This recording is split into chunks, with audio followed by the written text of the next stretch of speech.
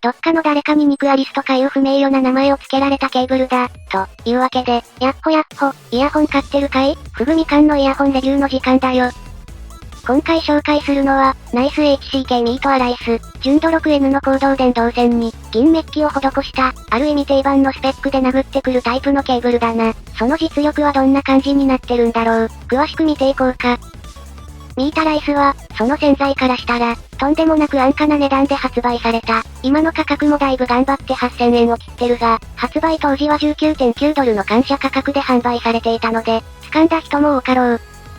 ミートアライスのケーブル自体は、ブルーメタリックのプラグ周りとしっかりとした編み込みの布巻線で作られていて、太めの布巻線の割に、タッチノイズは不快にならない。太めのケーブルとしては、優秀な取り回しと言えるんじゃないかな。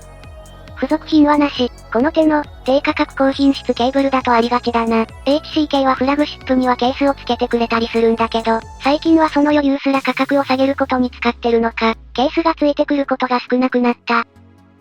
この手のケーブルで聞き慣れた、無酸素銅や単結晶銅ではなく、高導電性銅というワードが使われているんだけど、おそらく、製法などで差はあるものの、最終的な感じ方は、高純度な単結晶銅などの印象に近い。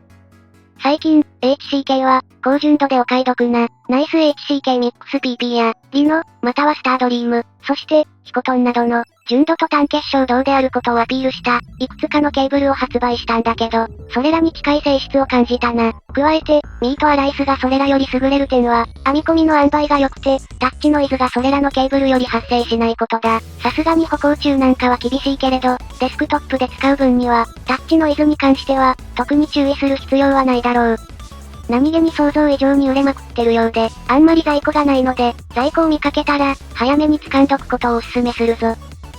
被膜は完全な黒ではなく、HCK 曰くダークグリーン、モスよりも暗い緑色で、実質ブラックみたいなもんだけど、ほんの少しの色の違いが、黒のイヤホンと合わせやすい。今回は、同じくナイス HCK のフラグシップクラス、ナイス HCK ロフティと組み合わせてみたぞ。ナイス HCK もいくつかプラグ交換可能なモデルを出したものの、反応はいまいちだったようで、現在は通常の、購入時にプラグを指定する方式になっている。ミートアライスのラインナップは、2ピンと MMCX、2.5、3.5、4.4 ミリのバランス、アンバランスの選択式だ。そのせいか、このレビューを書いてる時点で 3.5 ミリ MMCX と 4.4 ミリ2ピンしか在庫がないという、かなり人気の状態。Twitter でも本当に予想以上に売れてる焦りが感じられるな。ケーブルは、タッチノイズが減っているものの、強く編まれているために、反発力が強い。そのまま手からぶら下げた時に、まっすぐにならないくらいに癖が残るな。それでも、タッチノイズがあまり乗らない点の方が、個人的には重要だ。ミートアライスを一言で言ってしまうと、ヒコトンやリノのような、しっかりと用途質を備えた、高品質線の、品質で殴ってくるケーブルと同様の仕上がり。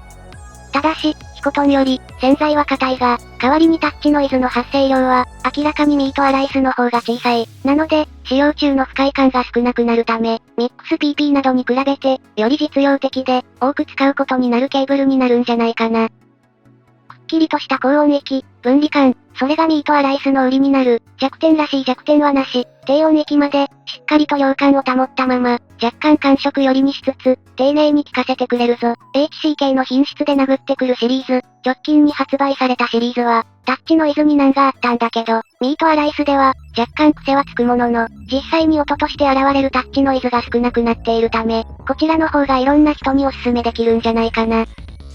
現在は、初期の低価格での提供は終わった。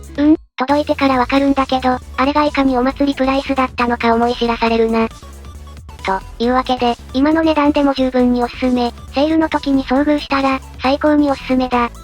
若干ケーブルの取り回しが硬い以外、欠点はない。感触系にイヤホンを伸ばしたい人に、高級ケーブルとして良い選択肢になるだろう。ナイス HCK には他にもこの価格帯の強烈なライバルが存在するけれど、価格が言い訳にならないレベルでしっかりまとまった、良いケーブルだぞ。といったところで今回はここまで。